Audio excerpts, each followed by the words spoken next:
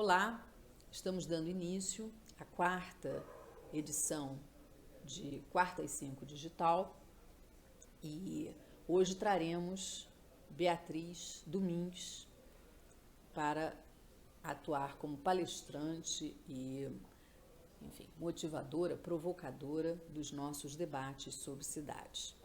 Beatriz se formou em História na Universidade Federal de Juiz de Fora. Posteriormente fez mestrado em Ciência Política na Universidade Federal de Minas Gerais e doutorou-se em Engenharia de Produção pela COP da UFRJ. Fez 3 estágios pós-doutorais nos Estados Unidos, em Estudos Latino-Americanos, foi o primeiro, na Universidade de Maryland, em Estudos Jesuíticos, na Universidade de Georgetown, e o terceiro sobre a obra de Richard Morse, também na Universidade de Georgetown. Ela é professora titular aposentada na Universidade Federal de Juiz de Fora, mas atua como colaboradora do programa de pós-graduação em História daquela mesma universidade. Richard Morse é o seu tema central de estudo e ele está ancorado numa área em que Beatriz concentra seus projetos de pesquisa e suas publicações mais recentes, que é a área de História Intelectual da América e do Brasil. Entre todos os seus trabalhos, eu destaco 2 livros importantes. O primeiro tem como título O Código Morse, que é uma coletânea cuja organização ela divide com Peter Bleisenheim, que foi editado pela Universidade Federal de Minas Gerais em 2010. E o segundo livro tem como título Cidades e Cultura Política nas Américas, publicado também pela Universidade Federal de Minas Gerais em 2017. É com prazer que nós recebemos Beatriz Domingues. Vamos a ela. Bom, eu queria agradecer a Maria Alice o convite, porque, na verdade, consertando algumas coisinhas, esse nem é mais o meu objeto de estudo. Eu me defino hoje como uma pessoa sem objeto de estudo. Não tenho um objeto de estudo sistemático. O último foi realmente o Richard Morse, que resultou, né, nesse livro aqui, o Richard Morse entre os Estados Unidos e o Brasil, que foi um trabalho da tese de professor titular, que a Helena Bomberini, não sei se ela está ouvindo, estou vendo que ela está ali, que ela participou, foi da minha banca, etc., participou dele, participou do livro anterior também, que é o livro sobre o qual eu vou falar mais aqui hoje. Então, de certa forma, desde que eu me aposentei em 2016, eu falo que eu saí na mesma semana que o Michel Temer, o vampirão lá, usurpou a cadeira da presidência. Desde então, eu não tenho assim, uma pesquisa sistemática. Passei, inclusive, a ler muita literatura, que foi até por isso que eu escolhi os textos que eu escolhi aqui hoje, porque o Morse, se ele é uma pessoa que a formação dele é sempre muito, muito relacionada, muito em diálogo com a literatura, nesses textos, eu acho que ela é bastante instigante, e no caso de um deles, que eu dei mais... que eu vou dar mais espaço aqui hoje, que é o Cidades Periféricas como Arenas Culturais, que foi o título que eu dei aqui para essa conversa. É um texto onde ele dialoga bastante, inclusive com a literatura russa, que tem me interessado bastante. Acho que foi por essa inclusão, porque eu vi que esse era um grupo sobre cidade. Eu já queria pedir desculpa por eu não ser sequer uma estudiosa sobre o tema das cidades. Eu li os textos do Richard Morse sobre a temática da cidade, escrevi a introdução do livro, etc., mas eu mesma, Bia, nunca fiz uma pesquisa sobre, assim, me debruçando sobre o assunto, eu mesma indo lá nas fontes, etc. Bom, porque meu assunto, como eu estava dizendo, nos últimos anos, foi o próprio Richard Morse. E eu cheguei à conclusão disso porque antes dele, as coisas que eu tinha escrito mais relevantes desde que eu estava preparando o meu doutorado tinham sido muito influenciadas pela visão de mundo dele, pelo iberismo do Morse, pela noção, a forma como ele via os países ibéricos, a relação centro-periferia, etc. Disso eu estudei jesuítas durante um tempão e acabei, na virada do século XXI, acabei transformando o Morse no meu objeto de estudo.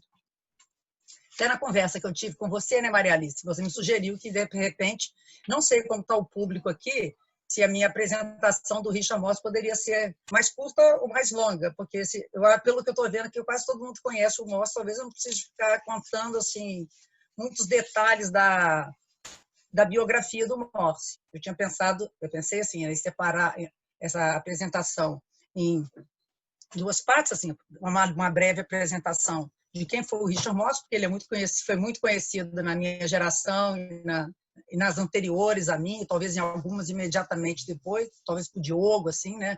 Mas para as mais recentes, acho que não. E depois abordar o interesse dele pela temática das cidades, que é verdade a ideia que eu quero defender aqui hoje é que o interesse pelas cidades marcou desde a primeira tese, desde o primeiro estudo do Richard Morse, até as últimas publicações dele, que foram essas chamadas Cidades como Pessoas, que está incluída nessa coletânea que eu organizei, e o Multiverso na Busca pela Identidade Latino-Americana, que é um ensaiozinho de 100 páginas, 100 e poucas páginas, como era característico do Morse, que ele demorou 20 anos para escrever. É o meu escrito favorito do Morse, mas não é o que eu vou abordar aqui hoje. Bom, quem foi o Richard Morse? Alguns sabem, o Morse nasceu em 1922 e gostava muito de falar sobre isso, adorava a data de nascimento dele, porque coincidiu com a Semana Modernista em São Paulo. Os modernistas, Dodô de Andrade, etc., e Mário de Andrade, eles eram assim, os maiores gurus do Richard Morse. E ele morreu em 17 de abril de 2001, poucos meses antes, então, da explosão das torres lá do 11 de setembro nos Estados Unidos. Inclusive, a homenagem póstuma ao Morse aconteceu 5 dias antes da explosão das torres lá na Universidade Católica de Washington. Ele deu aula em 3 universidades americanas, ele começou em Colômbia, depois ele durante 2 anos, em 58 a 60, ele deu aula na Universidade de Porto Rico, e dali ele produziu uma literatura bastante interessante, que seria até o assunto do volume 2 desse livro da UFMG, que nunca chegou a acontecer. E depois ele foi para Yale, entre os anos 72 e 78, 78 a 86 em Stanford, na Califórnia, e de Stanford ele foi para a direção do Think Tank, lá em Washington, do Wilson Center, onde ele ficou até 1990. De forma que, quando eu o conheci em 1991, ele tinha acabado de sair do Wilson Center, o que foi bom para mim, porque ele tinha muito tempo para se dedicar às conversas, às orientações ou desorientações, conforme ele dizia. É relevante para a nossa conversa aqui hoje, já que é o tema das cidades, que o Morse, conforme era comum, né, que os estudantes americanos tivessem uma experiência no exterior, e tudo indicava que a geração do Morse, como outras, viajasse para a Europa para complementar a sua formação. Só que, devido à ocorrência da Segunda Guerra Mundial, do nazismo e outras coisas que a gente se lembra, essa geração foi direcionada a procurar seus estudos fora dos Estados Unidos, em grande parte na América Latina. E o Morse seguiu esse itinerário. O primeiro país que ele conheceu foi Cuba, e se encantou com aquela cultura católica, negra, alegre, musical, etc., que ele encontrou lá, e escreveu um conto chamado Uma Rua Muito Estreita. Depois ele saiu viajando pela América do Sul, Colômbia, Chile, Argentina, finalmente ele chegou ao Brasil, em Santos, subiu para São Paulo, viu uma cidade esquisita, porque não foi uma cidade que não tinha nenhum dos exotismos que se esperava se esperava ver numa cidade latino-americana, como ele tinha visto em Havana, por exemplo, e em outros lugares. Achou uma cidade feia e que, inclusive, lembrou a ele uma coisa que ele nem gostava dentro dos Estados Unidos, que era a cidade de Chicago. Isso morreu falando sobre isso, as similaridades que ele via entre Chicago e São Paulo. Às vezes ele ia de uma para outra, não sabia, né, se ele estava indo ou voltando de qual daquela cidade. Uma coisa muito importante na formação dele, que ele sempre relevou, foi a influência do Frank Tannenbaum e do Benjamin Nelson. Especialmente o Frank Tannenbaum, porque o Frank Tannenbaum, na Universidade de Colômbia, ele teve um papel muito importante de congregar. Durante, eu acho que 25 anos, ele fez seminários frequentes envolvendo pensadores, poetas, escritores latino-americanos e, às vezes, até políticos também. Já chegou a convidar Fidel Castro e outras figuras relevantes no cenário político e intelectual da América Latina. Então, Depois que ele volta, apesar dele não ter gostado de São Paulo, como ele mesmo diz, apesar dele não ter gostado de São Paulo, ele conta lá na entrevista para Helena Bomeni, quando ele chega nos Estados Unidos, é exatamente a cidade de São Paulo que vai ser o tema de interesse para a tese de mestrado e depois também para a tese de doutorado dele. No Brasil, né, todos nós sabemos, a Maria Alice já se referiu a isso, ele ficou mais conhecido, e eu mesmo, a primeira coisa que eu conheci do Mossi, para mim também, eu não conheci o Mossi, eu estou fazendo uma coisa em ordem cronológica aqui, mas não foi a forma como eu conheci. A primeira coisa que eu li do Mossi já foi depois de ter visto as referências do debate do Simon Schwartzman, etc., criticando o livro do Mossi, e eu, por curiosidade, fui lá ler o livro do Mossi e participar daquele debate na academia que então se desenrolava. Foi o Espelho de Próspero, né, que foi publicado, foi escrito, foi terminado em inglês em 1980, o manuscrito que eu tenho, que o Mossi me deu, porque jamais foi publicado em inglês. Depois, em 82, ele foi traduzido para o espanhol e, finalmente, em 88, ele foi traduzido para o português, onde ele desencadeou o debate, do qual, inclusive, eu vejo que tem muitas pessoas aqui né, que fizeram parte desse debate. A gente pode até conversar sobre esse debate no nosso debate aqui, mas, nesse momento, eu não vou me direcionar para isso aqui, para dar mais tempo de eu falar sobre um pouco da relação do Mossi com a temática das cidades. A abordagem das cidades, como tudo que o Mossi fez, né, tudo que o Mossi fez, tinha duas características, que era a visão de longa duração e a abordagem comparativa. E essa abordagem comparativa, o foco dela era entre os mundos anglo-saxão e o mundo ibérico. Nem sempre, às vezes, também entre Europa e América, mas até na comparação entre Europa, havia Europas, como a gente vê no Espelho de Próspero, tem a Europa ibérica e tem a Europa anglo-saxônica. E essa influência do Tannenbaum e de outros, além do gosto pela América Latina e pelas coisas latino-americanas, tinha o gosto pela literatura. Tem um pedacinho da entrevista dele com a Helena, de 88, em que ele fala que talvez tenha sido isso que o levou, assim que ele chegou em São Paulo, ele foi meio que instintivamente perguntando onde é que estavam os poetas e os escritores, muito antes dele pensar em percorrer os arquivos para procurar as fontes tradicionais sobre a história daquela cidade.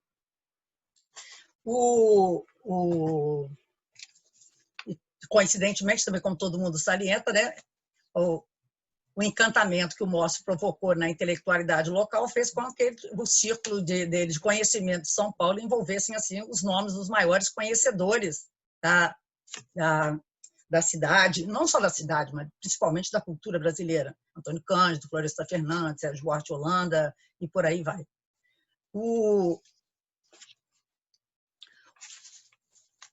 A abordagem que ele fez sobre cidades, então, eu acho que eu vou chamar a atenção aqui, é uma abordagem bastante interessante quando ele chama as cidades, nos seus respectivos textos, que são os títulos, como arenas culturais de vanguarda, e não são quaisquer cidades, são as cidades periféricas, aí o título Cidades Periféricas como arenas culturais, e elas são arenas culturais de vanguarda, não apesar de serem periféricas, mas precisamente por serem periféricas. Isso percorre os escritos dele sobre porque o tema da cidade, naturalmente, mescla-se com a questão centro-periferia, norte-sul, e é amplamente ilustrada pelos textos literários.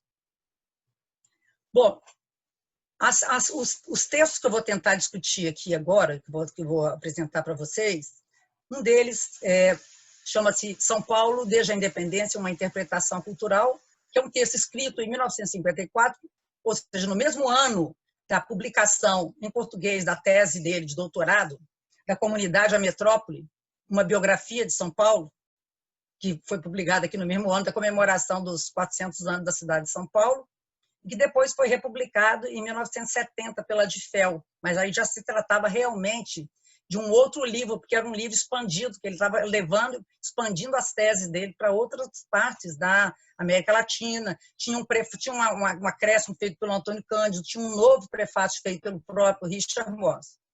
Mas eu não vou entrar nessa, vou ficar nessa da interpretação cultural lá de trás. 20 anos depois, quase 20, né?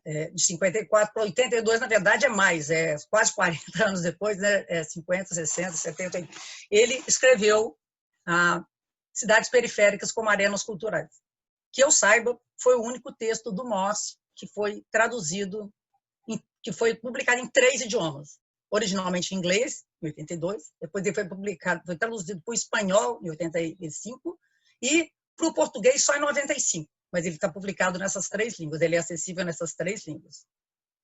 E o texto, Cidades com Pessoas, que é esse título tão lindo, que a Marielle estava conversando comigo antes ali, que é um texto que ele publicou originalmente em 1982, em inglês, e que foi traduzido para o português em 1995 pela Maria. Quer dizer, o São Paulo é uma interpretação cultural e o Cidade com Pessoas foram traduzidos pela Maria Bitarello, que está aqui assistindo o programa com a gente aqui hoje, essa conversa.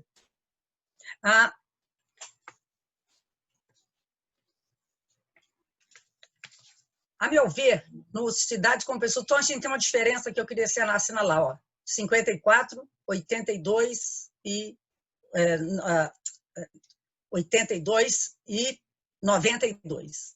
Essas 3 datas, quer dizer, os 2 últimos textos são textos que eu caracterizo como sendo texto da maturidade do Moss, e o primeiro como sendo um texto da juventude.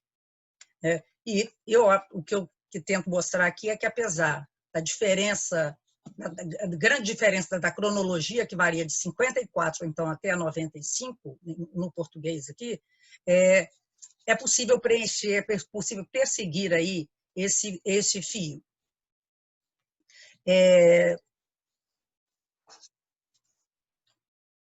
O que ele vai denominar as arenas privilegiadas na Europa para pensar o caso latino-americano, que ele não quer.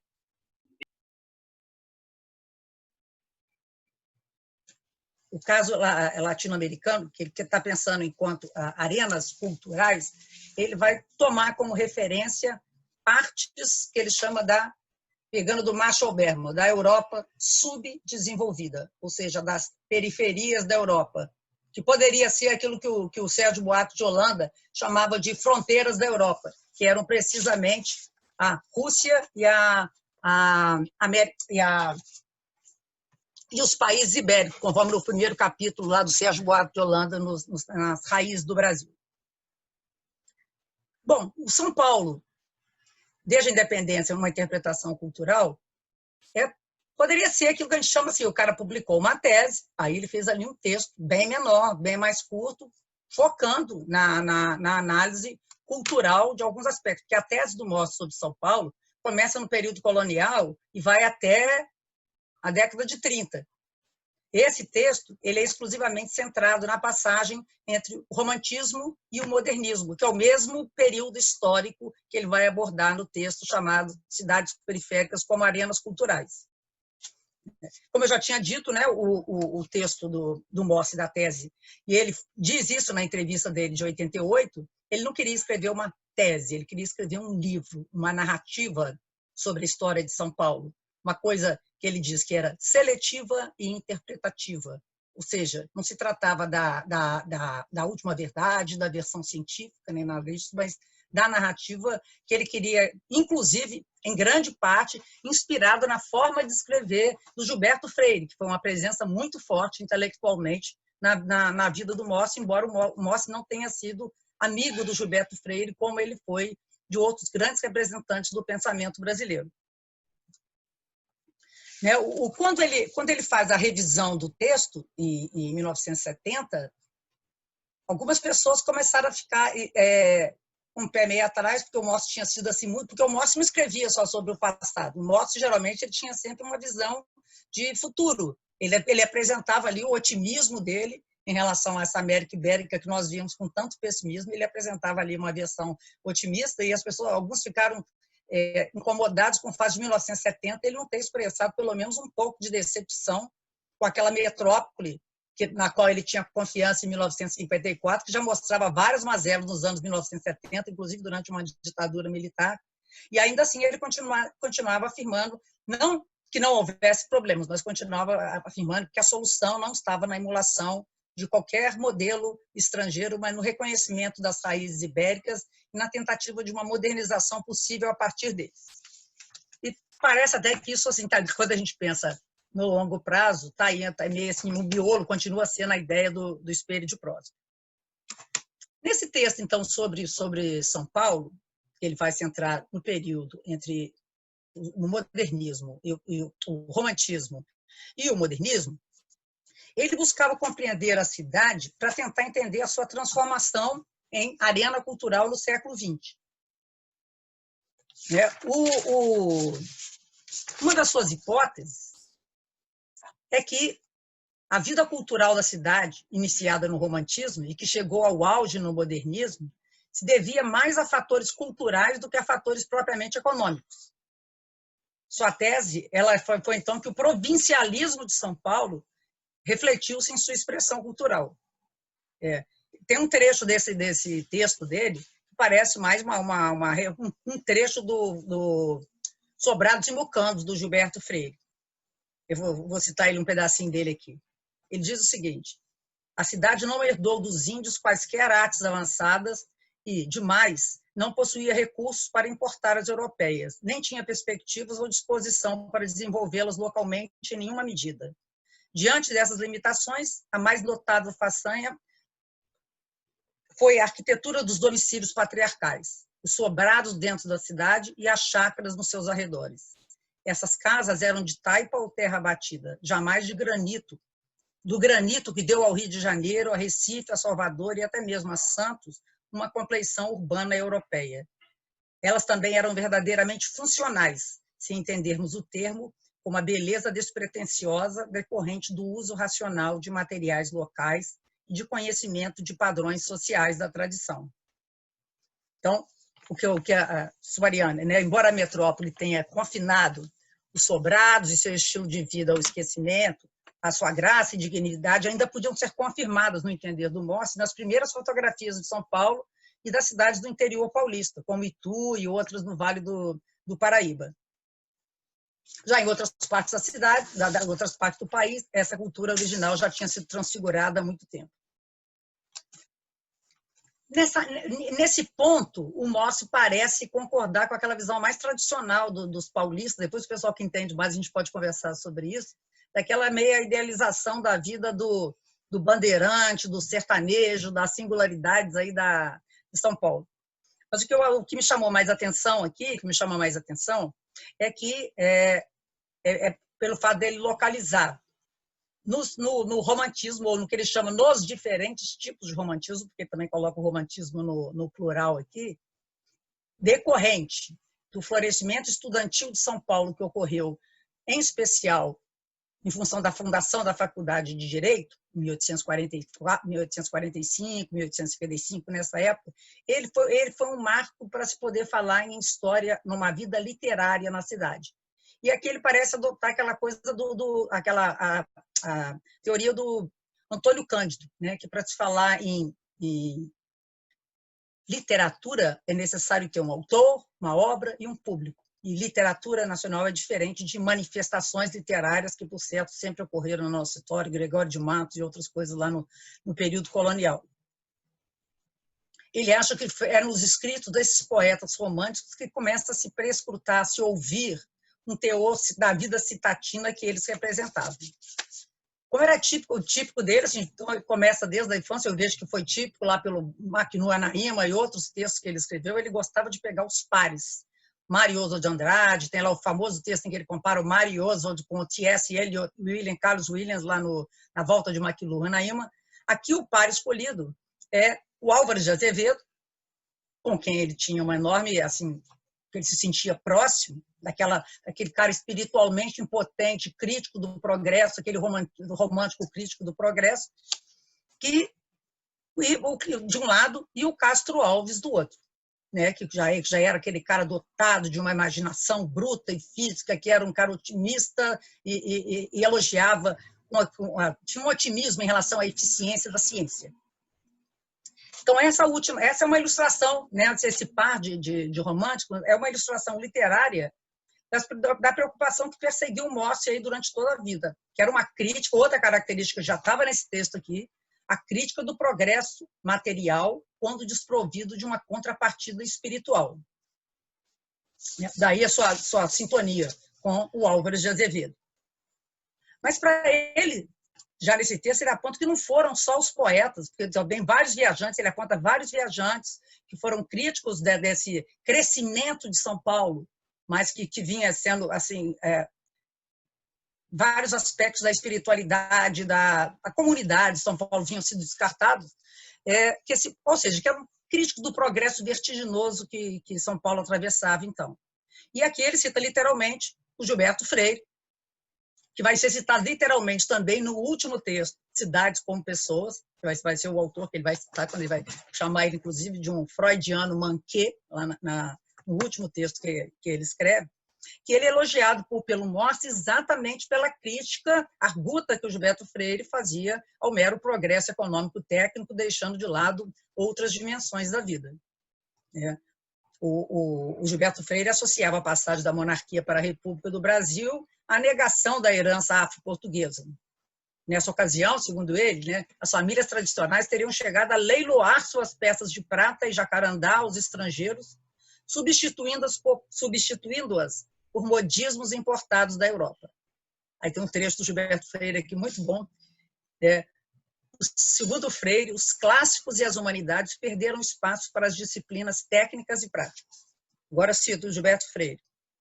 Jefferson e Edison, em vez de Ulisses, Demóstenes e Cícero. Palavras severas do inglês como confiança, empréstimo de financiamento e déficit foram introjetadas no vocabulário. Falava-se das complexidades abstratas da valorização do café, mas não mais sobre, aspas, a valorização do homem brasileiro, do homem e do povo. Foi nessa atmosfera intelectual, essa atmosfera cultural, então, em que, abre aspas agora para o Morse, os hobbes se subordinaram ao progresso material e deixaram de lado uma dimensão física da cidade. O Morse, ele era uma pessoa que o atraiu, na verdade, na cidade de São Paulo, no livro dele sobre a cidade de São Paulo, era exatamente a tese dele, o título da tese era da comunidade à metrópole, era exatamente o fato dele ter conseguido chegar na cidade aqui nos anos 40 e ter encontrado uma cidade que já era uma metrópole, mas da onde ele ainda encontrava um ideal comunitário já não existente nas áridas terras da América do Norte há muito tempo, uma coisa que era como se fosse uma busca interna dele e que ele vai encontrar isso na convivência que ele teve, inclusive, no período que ele passou em São Paulo. Então, é óbvio que isso também, ninguém é de ferro, muito menos ele, que nem se pretendia ser, que essas coisas interferem diretamente na interpretação que ele vai ter. Ele chega a ponderar que, nesse período, ele está utilizando os artistas, está utilizando os poetas, e ele fala, bom, claro que tinha uma época que era fácil você pegar as interpretações, quando a cidade de São Paulo era pequena o suficiente, porque ela cresceu muito rápido, que podia ser assim, uma passagem do Santo Ilé ou de alguém em São Paulo, por ali você tinha uma visão da cidade. Mas, num período posterior, depois do crescimento, isso ficava muito mais complicado. E ele falou, exatamente porque ficava mais complicado, ele não deixava de dar crédito, vamos dizer assim, dar crédito mesmo, acreditar que as fontes literárias pudessem ser, que elas devessem ser abandonadas, de forma nenhuma. Então, ele vai concordar com os diferentes autores, com os diferentes, ou viajantes, ou analistas, que passaram criticando os excessos tecnicistas do avanço de São Paulo, porque ele vai mostrar que ele vai querer assinalar que São Paulo, por exemplo, tem um contraste aqui interessante. Em 1885, um pastor protestante, um reverendo chamado Fletcher, caracterizou São Paulo como a mais intelectual e menos comercial capital do Império. E, em 1909, o francês Denis afirmou o oposto. A sociedade de São Paulo é menos inclinada à literatura, à dicção e à eloquência do que o Rio. Embora a sintamos como mais ativa, São Paulo não é a capital das letras brasileiras. É apaixonada por questões econômicas. Ou seja, está mostrando aqui o contraste das avaliações. Para ele, então, assim, São Paulo vai se transformar. São Paulo era, só para finalizar então, esse texto aqui, São Paulo vai se transformar numa arena cultural privilegiada com o modernismo, mas já era uma arena periférica, porque nesse momento a arena central, dentro da periferia distante, que era o Brasil, em relação à Europa, seria o Rio de Janeiro. Mas São Paulo, na década de 20, na época que o Morse acha que realmente você vai poder falar em cidades periféricas como arenas culturais, vai ser a época em que, através do modernismo brasileiro, o Brasil, não só o Brasil, mas outros cenários fora da Europa, vão ter contribuições substanciais ao centro, vai ser exatamente quando há um desmonte do centro, depois da Primeira Guerra Mundial, que não é só um desmonte material, que não é só uma crise material, é uma crise de tomada de consciência, como, por exemplo, o modernismo parisiense vai se inspirar em máscaras africanas, etc., em outros aspectos que estão fora da Europa e que os modernistas aqui já diziam, já encontravam aqui. Então, diferentemente dos românticos, que tinham uma atitude mais séria, às vezes nostálgica, como a do Álvares de Azevedo, ou às vezes crente na possibilidade do progresso do país, que vai se abrir com o modernismo, vai ser o processo da risada trazida pelos modernistas, de você rir das suas próprias iniquidades. Aquilo que parafraseando o Freud, você vai deixar é mais ou menos transformar o totem, transformar o tabu em totem. É a inversão promovida. Vamos rir daquilo que eles queriam fazer com que nós tivéssemos vergonha, foi a tarefa dos modernistas, foi não negar as influências estrangeiras, mas mostrar que elas podiam ser assimiladas e podiam ser assimiladas de uma forma criativa. Bom, para chegar, para a gente ter mais tempo, inclusive, para conversar, isso foi mais ou menos uma súmula desse artigo dele lá de 1954. Voltando um pouco na biografia dele, né? Anos 50, nos anos 1950, o Morse começa a ser alguém importante na academia norte-americana, na área dos estudos hispano-americanos e depois chamado de latino-americanistas, e criou-se até a especialização maior dos brasilianistas. Ele detestava esses rótulos, mas ele trabalhou nesses institutos todos. E foi nessa qualidade que ele foi para Porto Rico.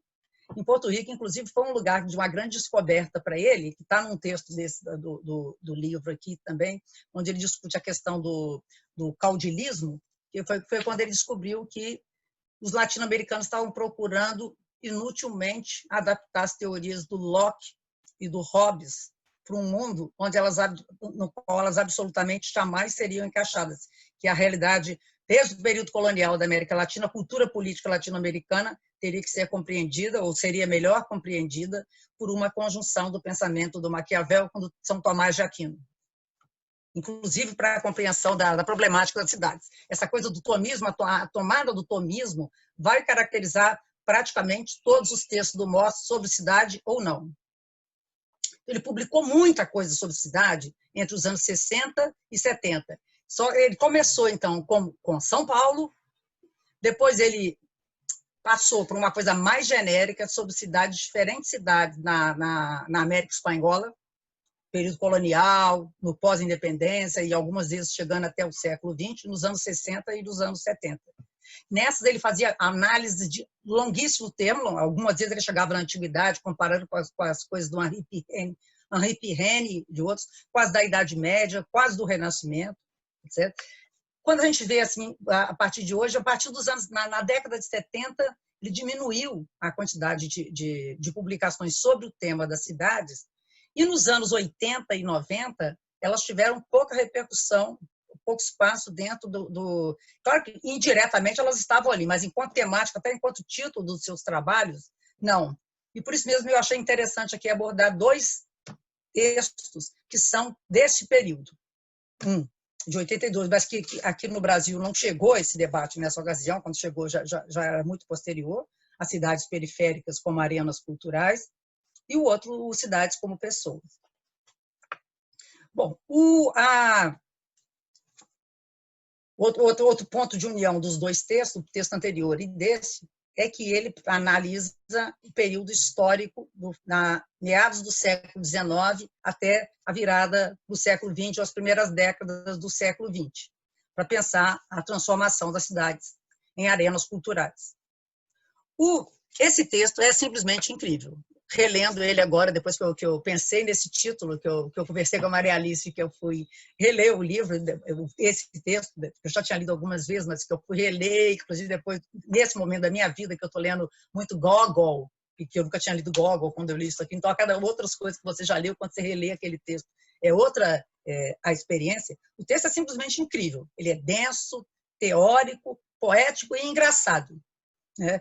Dando prosseguimento à abordagem iniciada na tese sobre São Paulo, ele busca o ambiente urbano, e ele mesmo diz explicitamente, não como descrito e analisado, mas como experimentado, como expresso pelas pessoas que nele interagem. Aspas. As cidades tornam-se teatros, e os nossos informantes, atores. Não são repórteres ou especialistas em diagnósticos, né? Ao abordar a condição urbana, o que ele está perseguindo é a condição humana. O Morse não se identificava, né, nem com o evolucionismo marxista ou com a abordagem da cultura de cidades, tal qual efetuada pelo Lewis Mumford, por exemplo. Ele não se interessava pelo desenvolvimento urbano tal qual descrito e analisado, mas tal como experimentado, tal como compartilhado. Agora, eu mesmo realcei isso aqui. O que ele quer mesmo questionar é a visão de periferia como capaz somente de dar respostas miméticas ao centro. Ele está em busca de contracorrentes e de mensagens alternativas. E é a partir dessas premissas que ele estabelece um instigante contraponto entre as visões da cidade ocidental, desde o romantismo até o modernismo, comparando 3 tipos de cidade. As cidades centrais, Londres, e menos central, Paris, ele vai explicar depois por quê. As da periferia imediata, que estão dentro da Europa, mas não são tão europeias quanto. E ele vai citar os exemplos de Pittsburgh e da Alemanha, dando um certo realce a Viena, que já tinha sido estudado pelo Karl Koch, naquele livro que virou um clássico aqui, Viena, no fim do século. E depois o que ele chama da periferia distante, onde ele vai estudar, sintomaticamente nesse texto, ele não estuda São Paulo, sintomaticamente nesse texto ele estuda o Rio de Janeiro e Buenos Aires. Não vai dar tempo de entrar em Buenos Aires aqui, eu vou me limitar ao Rio de Janeiro, que ele vai contrapor a São Petersburgo, do Dostoiévski, ao Rio de Janeiro, do Machado de Assis. Né? O Morse, a rigor, ele não acreditava que qualquer cidade, nem mesmo Paris, contivesse todos os elementos de um temperamento moderno. Agora eu vou citando ele aqui. Mesmo na Cidade de Luz, assinala que o modernismo nas artes e nas letras, definível como um assalto às contradições da modernidade, não era reconhecível pelos consumidores parisienses, que tinham uma concepção de passado cumulativa e mesmo alucinatória, e para os quais o novo era a última palavra. Em outras palavras, de outra forma, não havia em Paris o que era a obsessão do Morse, qualquer obsessão com a questão da identidade nacional, que era uma obsessão para essa periferia imediata. Os russos eram obcecados com essa questão da identidade nacional, assim como eram os alemães também, e assim como vieram a ser, que foi a marca do modernismo brasileiro e do modernismo de Buenos Aires e no México, etc., que foi essa preocupação com a busca da identidade. Daí ele ter largado esses dois, o cenário do centro, e foi procurar como fonte, como parâmetros com os quais não necessariamente fazer comparações. Embora eu acho que ele estivesse fazendo comparações, mas ele faz questão de dizer que ele não está fazendo comparações, que ele está construindo analogias, que eu acho que é realmente mais delicado, e pode ser que seja isso mesmo. Então, os exemplos de Viena e de São Petersburgo vão lhe parecer como bons para conter, são aqueles que contêm boas pistas para entender a América Latina, por serem cidades que, por estarem localizadas na periferia da Europa, se destacaram nesse período como arenas culturais de vanguarda, em comparação com outras cidades do próprio centro do capitalismo europeu. Então, aqui ele continua fazendo o que ele fazia antes e foi muito influenciado pelo livro do Marshall Bergman, que foi um livro que chegou aqui no Brasil também, que foi um livro muito importante para nós, para mim, pessoalmente, eu dei muitos cursos sobre esse livro do Marshall Bergman, foi O Tudo que é Sólido, Desmancha no Ar, Uma Aventura na Modernidade. Depois que eu conheci o Mosse, eu citar esse livro, me mostra que, inclusive, o nome dele está lá nos agradecimentos do autor, porque o Mosse participou da tese de doutorado do Marshall Bergman. Esse livro é o resultado da tese de doutorado do Marshall Bergman. E o Marshall Bergman, a diferença entre ele e o Mosse, que o Marshall Bergman era marxista, o Mosse não era, mas havia muitas afinidades, havia muito mais afinidades do que desavenças ali. O Marshall Bergman não falava em cidades periféricas, ele falava em Europa subdesenvolvida. Ele falava em Europa, a Europa desenvolvida, a Europa ocidental e a Europa subdesenvolvida, que era principalmente a Alemanha e a Rússia. Ele dedica, nesse livro, ele dedica um capítulo para o Fausto e para o Fausto do Goethe, mas assim, para aquela significação do Fausto, outro para ver a modernização de Paris, principalmente através do Baudelaire. O capítulo mais legal que eu acho é o capítulo dedicado aos russos, que chama a modernização do subdesenvolvimento, sei lá, é alguma coisa parecida assim, e esse que é o mais importante aqui para a nossa discussão hoje. Tem um ótimo sobre Nova York também, que é o final do livro, que inclusive é muito interessante, o de Nova York, porque Nova York era a cidade do Marshall Bergman, então ele está falando ali de coisas que inclusive ele experienciou. Bom, mais uma vez, o Mosse chama aqui, coisa que eu já tinha chamado a atenção no texto sobre São Paulo, que a produção de uma cidade ou de um país, ela não está diretamente relacionada ou condicionada simplesmente ao desenvolvimento material. Porque senão nem adiantaria estudar, bastaria constatar tal país ou tal cidade muito mais desenvolvida para que eu utilizar o outro, até que o outro vire algo como aquele que ele deveria emular. Pelo contrário, a condição de periferia pode conduzir certas cidades a tornarem-se arenas culturais mais instigantes e criativas do que aquelas do centro. Foi o que aconteceu, no seu entender, com o modernismo no Brasil e na América Latina na segunda década do século XX, em grande medida devido à crise de consciência europeia que se seguiu à Primeira Guerra Mundial. A opção dele aqui agora, ao tratar então, o Rio de Janeiro como essa arena cultural distante, não no período modernista, mas aqui ele vai dar ênfase ao período pré-modernista, que é a segunda metade do século XIX, daí a escolha dele ter sido por um dos autores que era realmente, eu como amiga do Mosse sabia disso, um dos autores que ele mais valorizava na literatura brasileira, que era o Machado de Assis.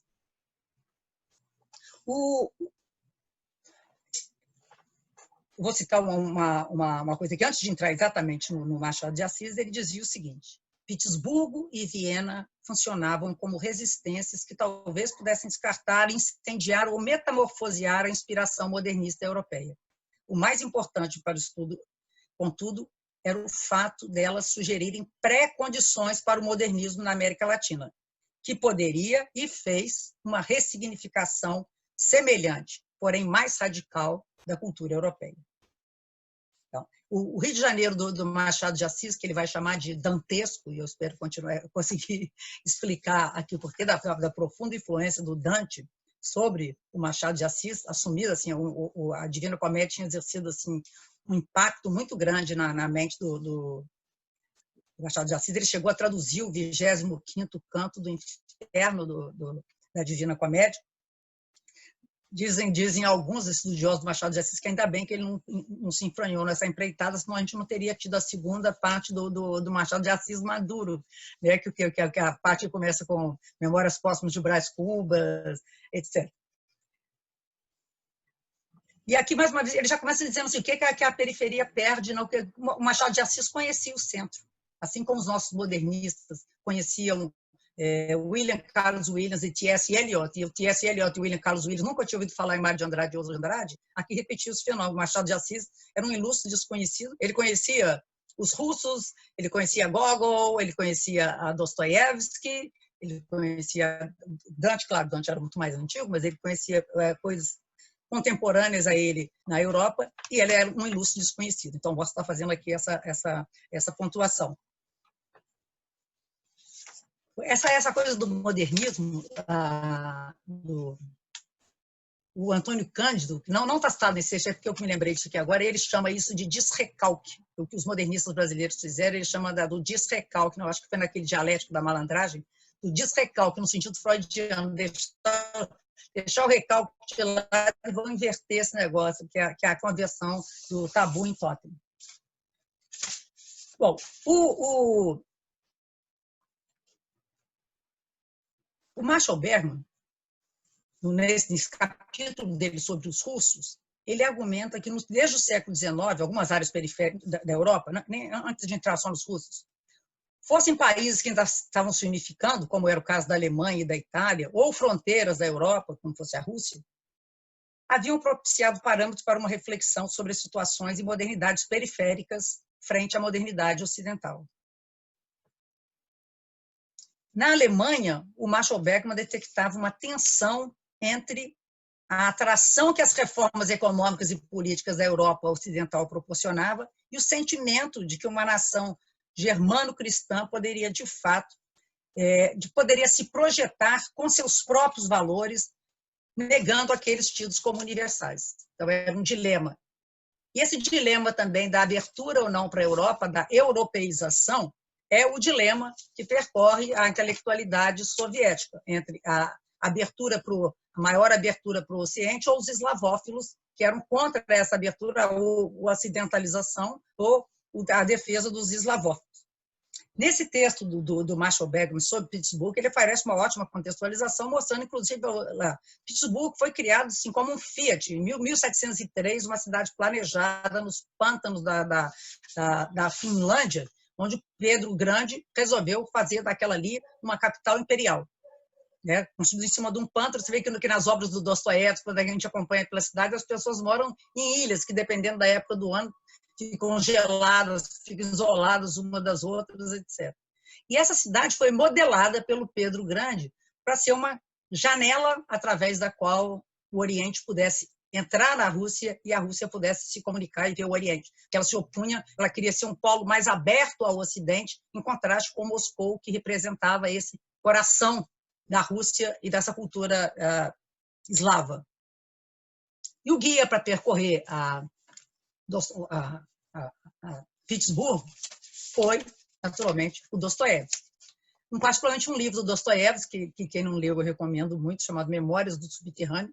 É um livro curto, considerando a obra do Dostoiévski, que é um livro mais ou menos de umas 100 páginas, que, comparado com Irmãos Karamazov e outras coisas, é pequeno.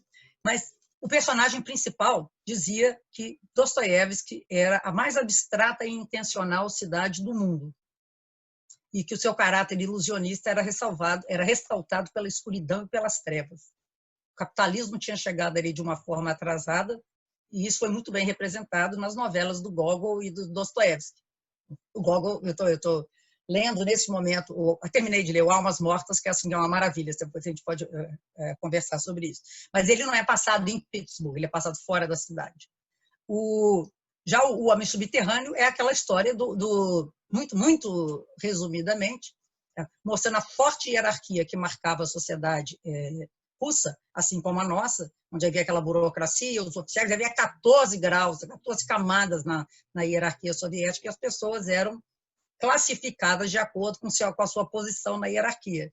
Então, o personagem principal é aquele que vive no seu homem do subterrâneo, o local que havia para esse homem do subterrâneo se encontrar com outras pessoas de classes sociais que não fossem a dele, onde as classes sociais se misturavam, mesmo que não se misturassem, mas pelo menos andavam na mesma rua, era a Avenida Nevsky, ou a Rua Nevsky, que havia sido construída bem antes dos bulevares parisienses, e representava o lugar onde as pessoas iam para ser vistas, mas também onde as pessoas de classes sociais mais baixas iam para ver aquelas outras pessoas. E o drama desse personagem é que ele, mesmo se ele empurrasse um oficial, se ele pisasse no pé de alguém, as pessoas olhavam para ele como se ele fosse um rato, desconhecendo, inclusive, a própria existência dele. Ele podia entrar num bar, criar briga, e as pessoas nem reconheciam a existência dele, até que ele dá um grito. Então, é simbólico. Esse grito que é dado pelo personagem é um grito que o Dostoiévski, dizem os seus intérpretes, esperava que a Rússia viesse a dar, que os russos viessem a dar, quando eles tomassem mais consciência das suas condições, e que talvez tenha sido o que aconteceu lá em 1905, na virada para o século XX. Mas o interessante do Dostoiévski é que ele era um realista, mas não naturalista. O realismo dele era marcado por um grotesco e pelo absurdo como pano da sua Pittsburgh fantástica. A mesma coisa do Gogol. Quando o Gogol, outros livros do Gogol, outras histórias, o retrato, o capote, o nariz, etc., que são coisas praticamente surrealistas. Então, o absurdo e o grotesco vão se transformar nos textos deles em algo cotidiano e poético. Então, ele distancia o leitor das situações aberrantes. Por exemplo, se o cara que perde o nariz e está procurando o nariz pela rua, e depois o nariz aparece e outra pessoa está lá andando com o nariz, enquanto você está assistindo, você não acha mais tão estranho que essa coisa esteja acontecendo. Não fica fica mais parecido com o nosso realismo maravilhoso, que é a coisa de naturalizar. Quando a gente lê 100 Anos de Solidão, a gente já acostumou que a Úrsula lá está tão velha, que está cheia de teia de aranha, que a outra menina come isso. Assim, a gente vai lendo, aquilo já faz parte da história. Então, essa é a distinção que muitos autores fazem entre o fantástico, que é aquilo com o qual você ainda pensa assim, uau, que esquisito, e o maravilhoso, que é aquilo que são situações absurdas nas quais o leitor é levado a naturalizá-las. É esse tipo de realismo.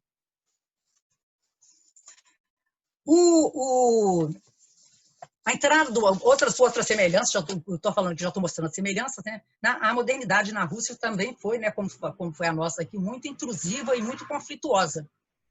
E a arena privilegiada, então, como eu falei, foi essa avenida Nevsky, chamada Rua Nevsky, mas ela era praticamente ela era bem diferente dos bulevares parisienses.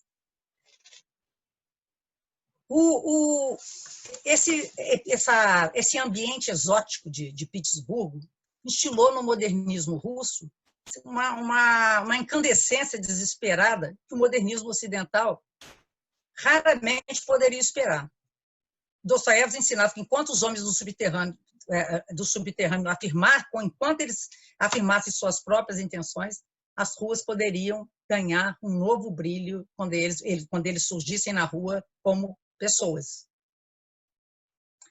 O outro autor que influencia o Morse nesse texto, mas eu acho que ele já é mais conhecido de todo mundo aqui, é o estudo do Karl Schwarz sobre Viena em fim do século. E eu acho que o que é importante para a gente aqui, para passar logo para as considerações dele sobre o Machado de Assis, é que Viena também era aquela cidade imperial, etc., do lado da Europa, que tinha sido a sede do Sacro Império Romano Germânico, etc., mas era uma cidade em que as vanguardas estavam todas elas assim, lamentando a não chegada da modernidade, ou a não chegada do progresso econômico. E enquanto esse progresso econômico material não chegava, a cidade de Viena produziu coisas assim, incríveis do ponto de vista coisas muito, muito conservadoras, porque também tinha lá uma coisa que tinha na Rússia, como entre nós outros aqui, aquela ideia do imperador como pai protetor, uma sociedade bastante hierarquizada, mas exatamente por diferentes tipos de repressão, foi ali que surge, por exemplo, Freud, Wittgenstein e outras pessoas e outros importantes autores que vão questionar de uma forma profunda e que vai influenciar na forma como o próprio centro vai passar a pensar as suas questões. O Morsi, ele vai se propor a abordar as periferias distantes, então, da América Latina, mais pela busca, como repetindo aqui, mais pela busca de analogias do que de comparações com essas periferias próximas da Europa, Áustria, Alemanha e Rússia. Para ele, a Viena de Wittgenstein ou a Pittsburgh do Dostoiévski mostram como cidades com urbanização insuficiente podem inspirar importantes movimentos de vanguarda. O que não dizer, então, questiona-se, da distante América Latina? Não seria a região profética para oferecer mensagens ao centro, ao mesmo tempo em que estabelece suas próprias questões frente aos dilemas da modernidade? Aí é a pergunta que ele se faz. Ao responder, ele vai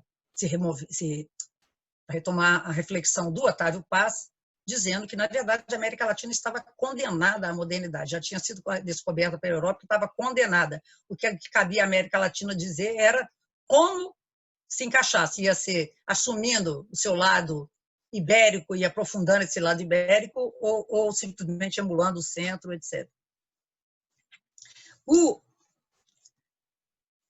Trazendo aqui, então, agora para o homem do Dostoiévski, era especialmente interessante o contraste que ele estabeleceu entre a cidade abstrata e intencional, isso nas palavras do personagem principal lá do Homem Subterrâneo, e a cidade também intencional, porém geométrica, que foi fundada pelos espanhóis no Novo Mundo. A gente sabe lá pelo livro do Angel Rama, do Sérgio Buarque de Holanda, etc., aquela ideia do tabuleiro, que os espanhóis tiveram como modelo das cidades espanholas criadas no Novo Mundo, criá-las no interior, etc., que foi um padrão diferente daquele que foi adotado na América Portuguesa, que era o do semeador, nas palavras do Sérgio Buarque de Holanda, criá-las perto do litoral, seguindo o curso da natureza, sem grandes intervenções na natureza, etc. No Brasil, isso foi a lógica predominante foi a do semeador, segundo o Sérgio Buarque, a única exceção foram as missões jesuíticas, que predominantemente os jesuítas espanhóis criaram aquele modelo da Praça Central com a igreja, a capela, a igreja lá da Companhia de Jesus, etc., e as coisas todas ao redor. Então, quais seriam as possíveis analogias entre a Pittsburgh do Dostoiévski e o Rio de Janeiro de Machado de Assis? Segundo Morsi, a incongruência da modernização formal nesse ambiente gelado e repressivo deu a São Petersburgo a reputação, que foi exagerada pelo Gogol e pelo Dostoiévski, de um lugar misterioso e espectral. Na opinião do Morsi, entretanto, e a do Marshall Bergman também, isso não chegou a neutralizar a modernização desses países, a modernidade. Houve uma tentativa e uma busca pela modernidade. Já, ele não está dizendo aqui agora do Rio, ele está dizendo só sobre o Rio de Machado de Assis. São duas coisas bastante diferentes. Ele não está longe de querer dar assim, uma fisionomia ou uma narração da capital carioca. O Rio era mais permissivo e mais autenticamente ocidental, entre aspas. Quem está falando isso não é o Machado de Assis, é o Morsi sobre o Machado de Assis. A resposta americana, latino-americana e carioca aqui, né, do Machado de Assis, da modernização, foi mais dócil e mais recalcitrante do que na Rússia. A perspectiva Nevsky do Machado de Assis não foi a Avenida Central, mas a Rua do Ouvidor, uma rua antiga, que Maria Alice conhece, de 10 quadras, estreita e tradicional, que se tornou o ponto de encontro das elites.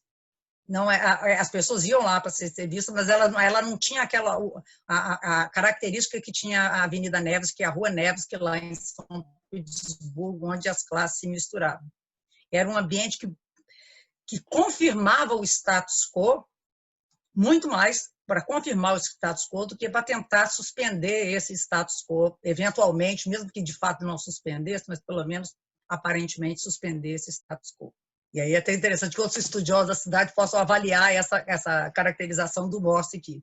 Eu vi recentemente que existe, mas eu não li ainda, eu encomendei, um livro do Bruno Comidi, chamado O Diabo na Rua do Ouvidor, que me foi sugerido pela Geise, que estava até assistindo aqui, não sei se ela ainda continua, a Geise, que está assistindo aqui, ela me sugeriu esse livro, mas eu ainda não consegui, eu encomendei e ainda não chegou para eu ler.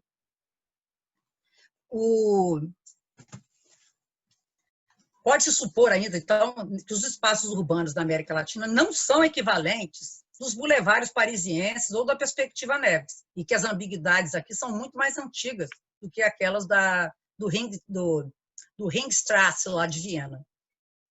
Mais do que, agora citando, mais do que arenas de conflito e transcendência, as avenidas aqui seriam arenas de acomodação e resistência sob a sombra da autoridade onipresente, ainda que não onipotente. O mal ameaçador maior aqui, mais ameaçador, poderiam ser os pecados dantescos do Rio de Janeiro, de Machado de Assis, essa é a versão do Machado de Assis, e não a desumanização da periferia, como aparece, por exemplo, nos romances e nos contos do Kafka. E aí, se as parábolas, segundo Morse, se as parábolas brilhantes do Machado de Assis tivessem atravessado o Atlântico naquela época, ou até um pouco depois, elas provavelmente pareceriam muito esquisitas e muito obscuras às sensibilidades mesmerizadas da Europa capitalista. Na periferia distante, o Machado de Assis ecoa a cidade do Rio de Janeiro como uma cidade segura do seu prestígio imperial, ou, mesmo depois de 1889, com a proclamação da República, com suas memórias imperiais. Mesmo depois de perder a condição imperial, o Rio não vai perder, não vai abandonar suas memórias imperiais. A primazia econômica e acadêmica havia se transferido para São Paulo, de forma que o Morse, fazendo uma adaptação do Marshall Bergman para cá, diz: São Paulo, o Rio, era Moscou, o coração, e São Paulo era o Petersburgo, a cabeça. De forma que a não Petersburgo, a influência do Dostoiévski, ele vai denominar o Machado de Assis um Dostoiévski medieval, que é diferentemente do Dostoiévski, que buscava um momento que ele pudesse, assim, eventualmente, por uma outra via de modernização, que aqui a atitude do Machado de Assis era uma atitude mais próxima de um Dostoiévski medieval. O que interessa assim, é o diálogo. Ainda referindo ao Dostoiévski e o Machado de Assis, é óbvio que aqui o Morse também está fazendo uma elucubração, porque não se sabe disso, mas sabe-se que o Dostoiévski, quando ele saiu para visitar a Europa, ele, como um russo, ele tinha aquela curiosidade de conhecer a Europa, e quando ele foi conhecer a Europa, ele falou mais, se a gente lê as memórias de inverno sobre férias de verão, que chama Winter Tales of Summer Vacation, que chama o livro dele, cada parte da Europa que ele vai conhecendo, ele vai remeter na Rússia, de forma que, se você for, inclusive, ter número de palavras, de parágrafos, tem mais sobre a Rússia do que sobre a cidade que ele está descrevendo. E, quando ele chega em Paris, ele faz um comentário muito ácido e muito, assim, nada elogioso do Palácio de Cristal, que naquela época era a menina dos olhos, todo mundo que viajava para Londres, todo mundo ia para lá para ver o Palácio de Cristal. Diz o Morse que se o Dostoiévski se o Machado de Assis tivesse visto, ele teria sido tão impermeável ao encanto do Palácio de Cristal quanto foi o Dostoiévski. Pelo contrário, as histórias do Machado de Assis, nós todos sabemos, né, elas lidam com camadas em ascensão, banqueiros, comerciantes, fazendeiros, profissionais. Acima deles sempre paira uma penumbra de nobres e senadores, com cabeças coroadas, com referências imperiais ao imperador, seja real ou seja apenas nas imaginações, e abaixo jaz uma legião de funcionários públicos e classes dependentes, e, no fim, asfixiados lá no fundo, estão os escravos. Nesse ponto, assim, são sociedades profundamente hierárquicas, nesse ponto são sociedades semelhantes às sociedades russas, com as cidades e as sociedades russas e brasileiras. Aquilo que se dava valor lá à burguesia, aqui A burguesia, nos livros do Machado de Assis, segundo Morse, é totalmente incerta de seu poder, hesita no estilo e, na verdade, aspira às pompas da aristocracia. A ascensão social não vai exigir simplesmente ganhar dinheiro, vai ter que ter ali a proteção de um padrinho, etc., senão aquela pessoa vai ser sempre vista de suspeita naquele meio. As diferentes novelas do Machado de Assis, eu acho que ilustram isso para a gente. Bom, em suma, para terminar aqui, o Morse aborda a sociedade mais como um analista do que como um terapeuta. Essas são as palavras do Morse. Mais alguém que está analisando do que alguém que está oferecendo uma cura para aquela sociedade. Ele não oferece solução. O progresso na obra do Machado é perseguido como uma coisa externa. As luzes, a iluminação das cidades, as estradas de ferro, a circulação dos bondes, etc. Não é uma coisa incorporada. Né? As vanguardas, o Machado de Assis, os livros dele se constituem, na visão do Morse, né, como algo que critica a própria noção de modernidade, que trata com ironia um Rio de Janeiro que viesse a acolhê-la, por exemplo. E nesse ponto, então, é diferente da atitude das vanguardas, ele está chamando o Machado de Assis de vanguarda aqui da capital carioca, das vanguardas críticas de Wittgenstein e outros lá de Viena, que eram vanguardas críticas à resistência à modernidade, que eram favoráveis a uma maior abertura à modernidade ocidental. O Machado, como o Gogol e o Dostoiévski, ele repudiava mesmo o romantismo, mas também o naturalismo, até porque outra filosofia europeia que ele repudiava com força era a filosofia positivista. Tem trechos do Memórias Póstumas do Brás Cubas que são muito interessantes quando ele cria até aquela teoria humanitas para o personagem. Em suma, para o Morse, o essencial não é decidir se o Machado foi um conservador, ou um jornalista minucioso, ou um espectador irônico, mas que ele teve sua própria visão coerente do espetáculo. Daí seu fascínio pelas trajetórias individuais, por suas motivações psíquicas e pelos mecanismos ocultos da alma. Esses mecanismos ocultos da alma é alguma coisa que vem sendo explorada recentemente pelo Zé Miguel Wisnik, a gente pode conversar sobre isso aí se der tempo. Eu acho que já passou da hora de eu terminar aqui, né, Aurélis? Ou não?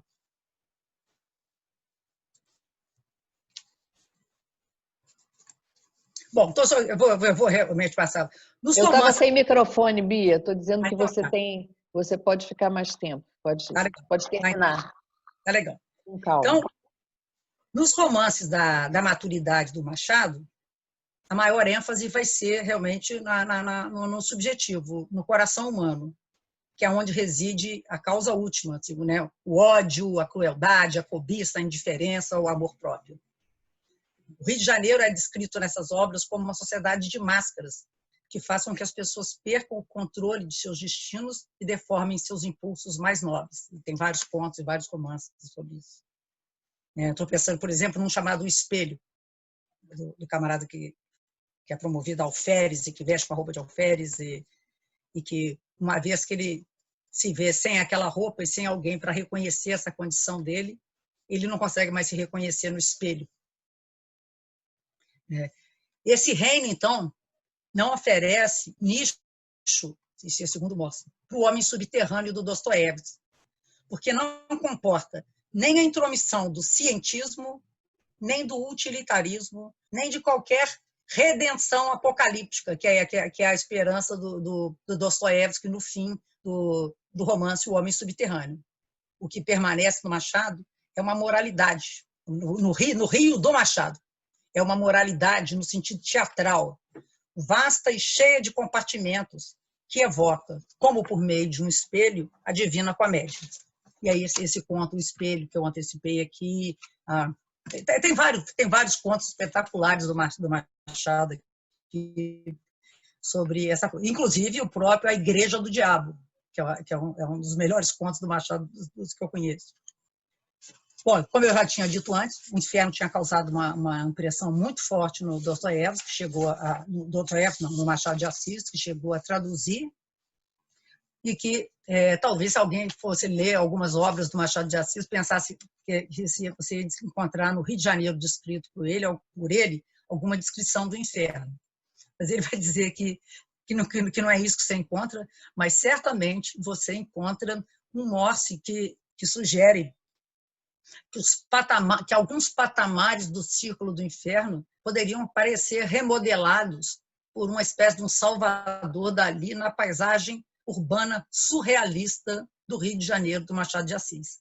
E essa, então, é outra analogia semelhante, esse aspecto surrealista já encontrado, a meu ver, também estou lendo o Gogol, de 1842, que você lê no romance daquele, nos contos dele, algo que já tem esse tom surrealista, detectado aqui também no Machado de Assis.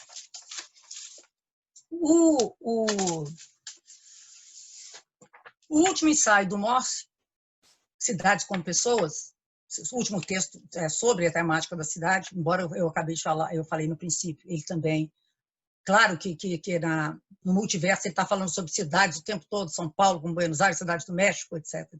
Mas que dá o título aqui, Cidades como Pessoas, foi de 92 e foi publicado numa coletânea que ele próprio organizou, essa coletânea, junto com George Hardoy, que era um grande amigo dele, e ele colocou, ali é interessante, isso foi muito importante no meu estudo, porque eu estava querendo fazer uma genealogia, né, na minha tese, eu fiz uma genealogia do Morse, e ali é como o próprio Morse faz um apanhado da própria genealogia dos estudos dele sobre a temática da cidade, como é que isso é pensado, a cidade do Henri Pirene, a cidade da colina, a cidade protestante, a cidade católica, a cidade tomista.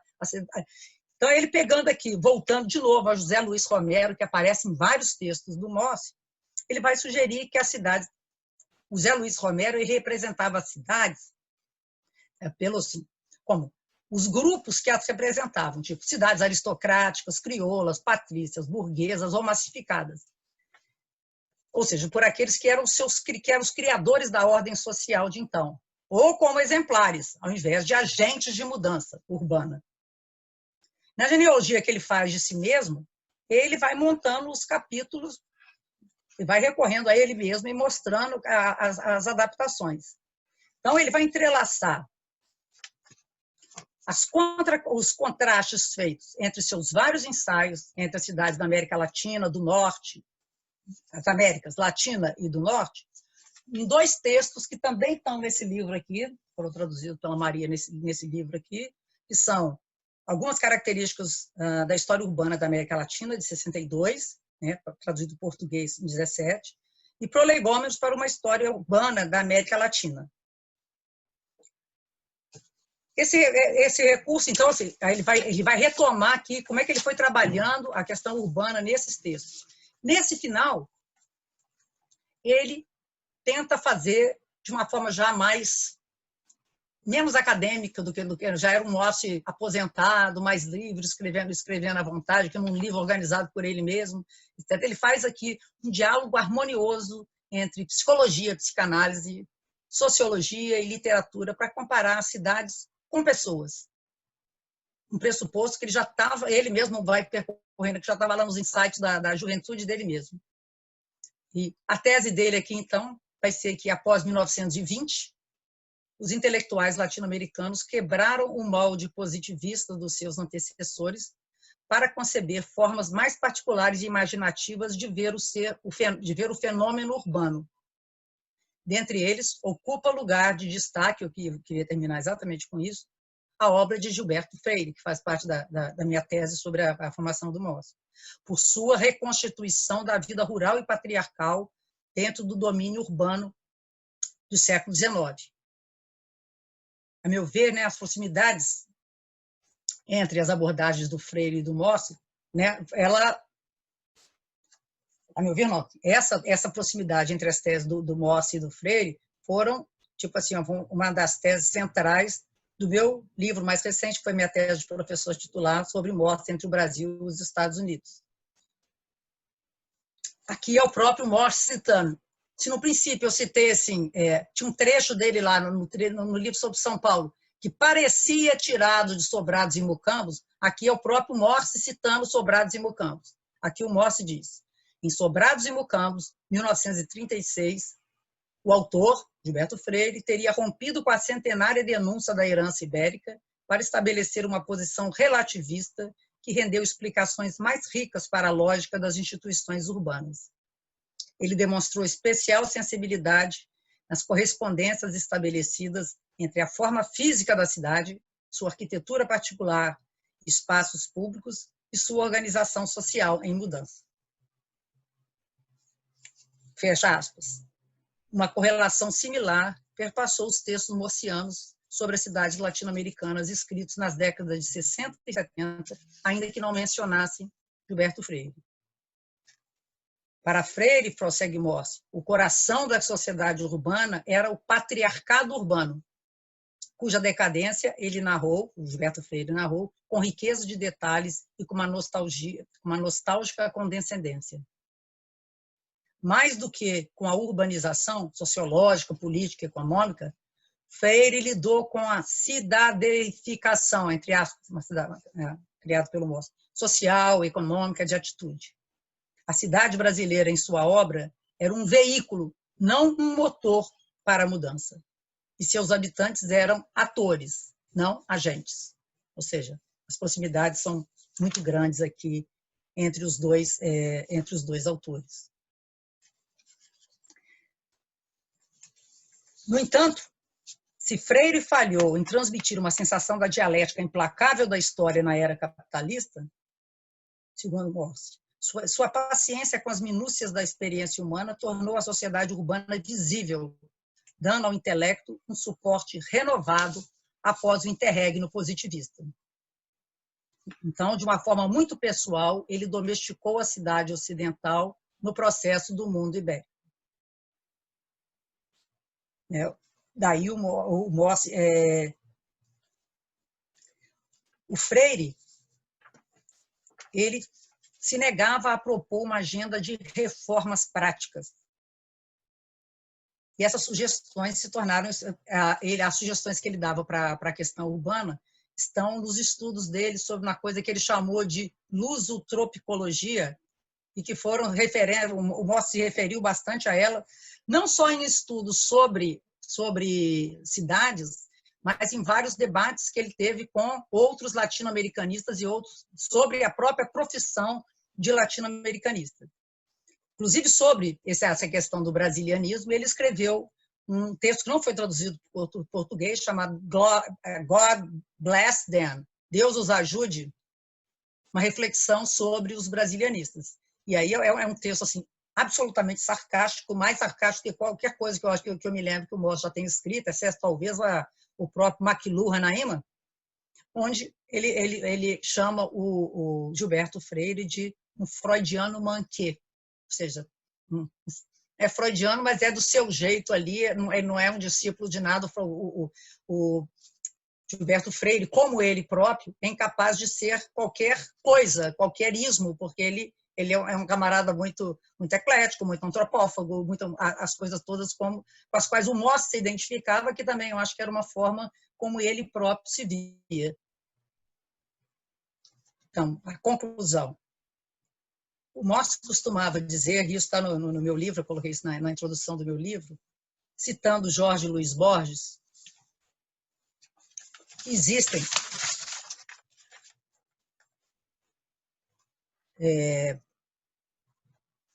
dois tipos de pensador. Os que têm muitas ideias e os que têm uma só. E os que têm só uma que eles perseguem durante toda a vida, ainda que por atalhos diferentes. Borges e Morse se identificavam com o segundo tipo. De fato, uma avaliação do conjunto da obra morsiana mostra ser possível pontuar pensadores e temas que lhe perseguiam praticamente durante toda a vida.